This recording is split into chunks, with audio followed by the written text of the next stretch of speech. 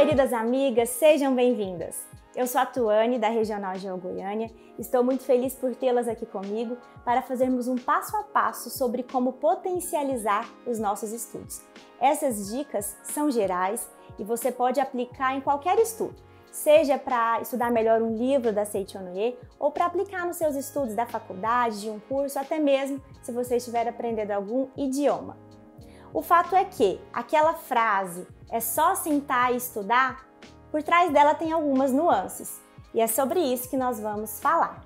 Você já teve a sensação que passou o dia estudando, leu várias páginas, mas não absorveu nada?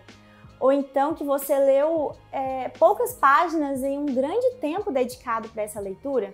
Se a resposta for sim, pegue um caderninho e anote o que nós vamos falar. A primeira dica é: crie uma rotina.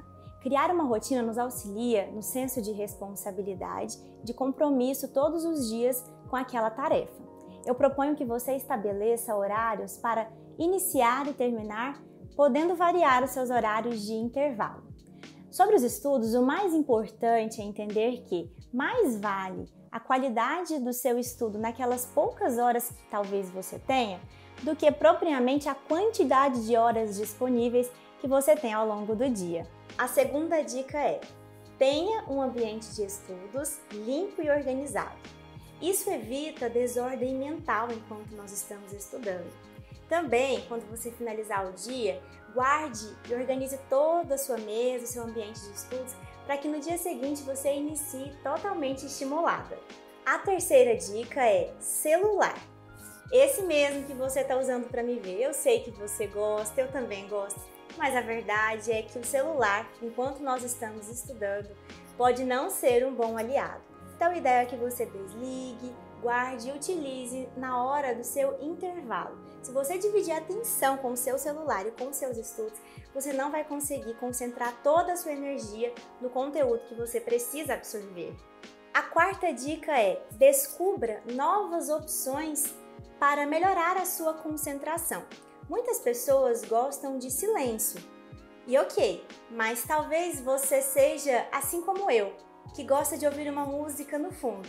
Eu me concentro muito quando escuto música clássica. Essa é uma opção. Também, se você é aquela pessoa que tem dificuldade de concentrar porque o seu ambiente é muito barulhento, você pode utilizar aqueles abafadores de ruído. Eu também tenho e garanto que auxilia bastante. Quinta dica: sedimentação de conteúdo, que é a mais importante. O nosso cérebro precisa sedimentar, mas ele só entende isso se a gente deixar claro. A forma como eu deixo claro para o meu cérebro, e eu aconselho que você tente fazer isso, é seguindo essa técnica: ler, reler marcando o material e repetindo ao final, quer dizer, dialogando com o seu material ao final. Essa técnica de marcação utiliza as cores de marca-texto e canetas, e você vai categorizar as cores para marcar o seu material. Isso faz com que o seu cérebro ocupe todo o espaço dele, voltando-se para aquela atividade. Vou demonstrar para vocês para ficar mais claro. Eu peguei esse livro da Seichonoye e marquei, estudei essa página com essa técnica de marcação. Então eu escolho uma cor para o capítulo, outra cor para o subtítulo, para o tópico, e durante o texto eu vou grifando com as cores sempre fixas de acordo com aquilo que eu considero mais importante. Então, de amarelo eu marquei o conceito geral, de verde claro eu grifei uma ideia contraposta a esse conceito. Eu também marquei de preto e coloquei aqui ao lado um exemplo, e aqui embaixo eu deixei marcado de vermelho um relato muito importante que vai fazer todo sentido com esse conceito. A ideia então é que você pegue um tópico, dê uma primeira lida mais rápida nesse tópico para se inteirar do que se trata, e depois que você terminar um tópico, você retorna, marcando de acordo com essa classificação de cores, para suas classificações mais importantes. E na terceira vez, depois que você terminar, você retorne para repetir, para dialogar com essas marcações. Eu tenho certeza que assim você vai sedimentando cada vez mais o conteúdo. É claro que as suas classificações vão variar de acordo com aquilo que você está estudando, Mas o importante, na minha opinião, é que você tenha sempre cores fixas para conceitos, para tópicos, subtópicos, para qualquer coisa que você for estudar. Porque assim o seu cérebro vai começar a trabalhar de forma mais dinâmica, de forma mais ativa. Eu, por exemplo, se eu for estudar um livro da Seiichi Onoe, ou se eu for estudar japonês, eu vou sempre marcar os exemplos de preto. A sexta dica é uma decorrência lógica da quinta dica. É importante entendermos que essa técnica de marcação dos materiais de estudos, ela só tem eficácia se você revisar, porque você precisa realmente sedimentar o conteúdo. E às vezes, aquela primeira leitura, somente um estudo não é suficiente para reter essas informações.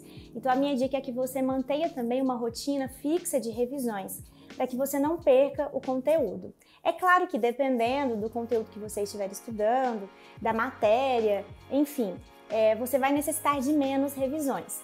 Mas de uma forma geral, é importante manter sempre as revisões. E é aí que a importância da marcação entra, porque você vai criar uma memória fotográfica e vai ter mais facilidade para memorizar. A nossa sétima dica é: quanto maior o seu desafio, maior a necessidade de destinar ali a sua atenção. Então, se você tem dificuldade de estudar alguma matéria, ou se você ainda não está habituado com a leitura, se você é um leitor iniciante, inclusive dos livros da Seiichi Onoe, eu proponho que você destine um tempo do seu dia fixo só para aquela atividade.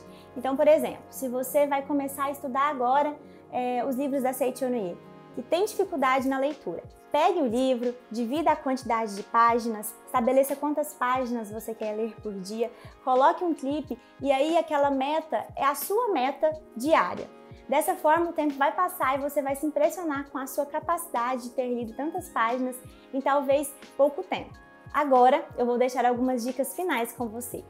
Estabeleça intervalos regulares entre os seus estudos, para que você consiga resistir ao longo do dia, que seu estudo seja bastante proveitoso. Também tente se alimentar bem, dormir bem, porque inclusive cientificamente já foi comprovado que a boa noite de sono e a alimentação adequada auxiliam muito, inclusive na produção de hormônios para a nossa produtividade e a nossa concentração. E a minha última dica, e uma dica muito valiosa, é que você estude com alegria, com gratidão. Dessa forma, a sua perseverança vai aumentando cada dia mais e você vai se tornar excelente em qualquer coisa que você se propuser a fazer. Eu torço muito pelo seu sucesso e agradeço muito por ter prestigiado essa oficina. Um grande beijo!